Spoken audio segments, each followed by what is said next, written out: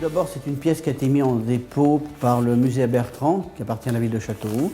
On pense que c'est un chef-d'œuvre compagnonique, donc qui est dans un état assez déplorable. Donc nous avons décidé de le restaurer. Donc cette pièce est constituée d'un socle avec une marqueterie faite en os et en ébène. Sur cette pièce est posé un escalier à double révolution avec une galerie au-dessus avec main courante et balustre tourné. Donc cette pièce réunit plusieurs on va dire, corps d'état propres à la filière bois, c'est-à-dire nous avons de la marqueterie qui est faite par les ébénistes, nous avons l'escalier qui est fait par les menuisiers et nous avons du tournage par les tourneurs. Donc ce qui fait qu'autour de cette pièce, nous avons pu réunir plusieurs professions. Ce qui fait que c'est le fait que c'est enrichissant puisque tout le monde peut passer d'un petit atelier à l'autre afin de voir les méthodes de travail de chacun. Donc là, grâce à l'alcool, ça nous révèle la couleur des bois. Donc là maintenant on va pouvoir définir avec précision quels sont les bois qui ont été utilisés. Ça c'est relaxant. Je pense que ça... On a un problème avec le noyer, on ne sait pas si c'est vraiment du noyer ou si c'est un bois exotique. Après on a de l'ébène et de l'os, parce que c'est réellement de l'os. Voilà. Toujours en phase de nettoyage, ouais, c'est-à-dire que bon, il n'y a pas beaucoup de finition sur cette colonne, mais elle est chargée en poussière, donc on essaye de la nettoyer, lui redonner un aspect un peu naturel et d'origine. Voilà. Donc là je suis en train d'appliquer de l'alcool à 95, c'est de l'éthanol. On appelle ça aussi de l'alcool à vernir sur le bois. Alors ça va permettre de rincer et de nettoyer tout simplement. Voilà. C'est très volatile. Le but de cette pièce, c'est de créer une nouvelle rencontre des métiers du bois au travers d'un colloque et favoriser une nouvelle transmission et un nouveau savoir et faire avancer le groupe métier. Le rôle des compagnons plus anciens, plus âgés est de transmettre et de dynamiser le groupe. C'est très important. Il faut que les jeunes sentent ce dynamisme. Ce dynamisme est apporté par les anciens et poussé par les jeunes. Soit comme ça, soit comme ça. Là, là on appuie comme ça, et là on appuie comme ça. J'ai pas que de l'autre, c'est interdit. Tu vas venir faire une touche là. Tac, tac, tac, tac, tac. Tu prends toi ? Ouais. Là, tu fais des touches jusqu'à temps que tu touches le fond. Voilà. Et tu redescends jusqu'à... Cherche ta coupe. Mets-toi. Voilà, rentre dedans. Voilà. Recherche, voilà.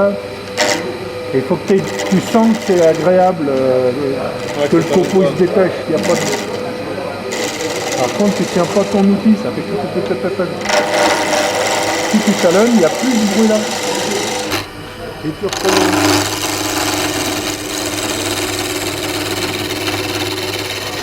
Tu ne tiens pas ton outil. Le bruit fait ta ta ta ta ta ta ta ta ta. Là tu reviens. Là tu reviens et tu recommences.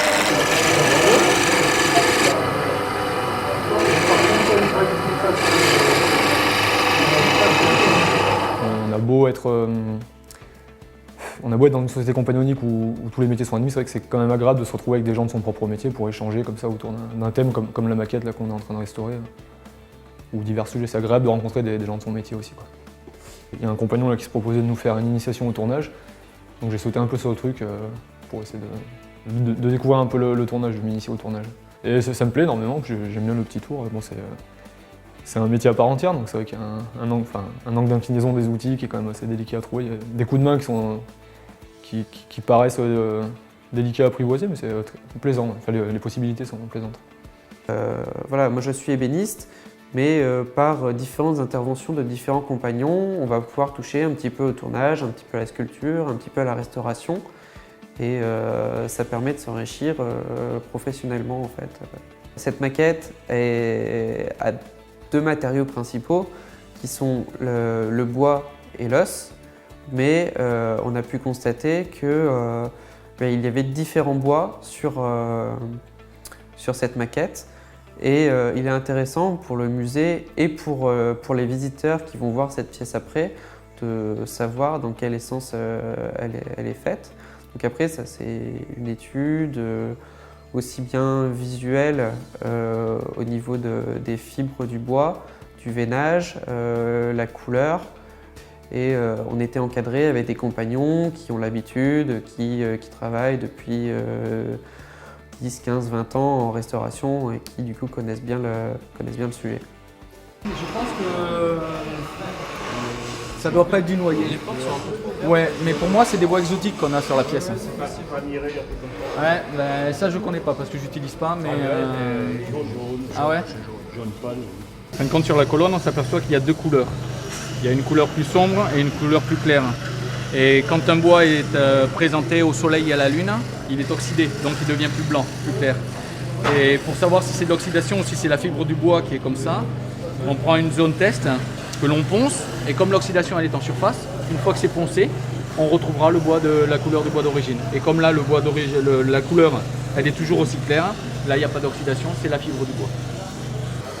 Parce que c'est ta lame de scie circulaire que tu rabats au sol en faisant ça. Mais là, tu vois, le fait d'avoir voulu te mettre dessus. Non, pas juste. Entre autres. Parce que là, ça te donne quoi? Ça te donne le point qui vient là. Ouais. Mais maintenant, il faut. Ce point-là, ce point-là. Non, il faut perdu. Si. Non. Ce point-là, ce point-là, ce point-là, ce point-là. Perdu. Bah regarde où il a fait sa coupe pour faire son angle de couraillage. Voilà pourquoi moi j'aime pas qu'on fasse tracer la droite d'équerre en passant par ici. Parce qu'à chaque fois on est persuadé que c'est là et là. Donc, et ça montre bien que pareil la 3D, tu comprends pas ce que tu dessines.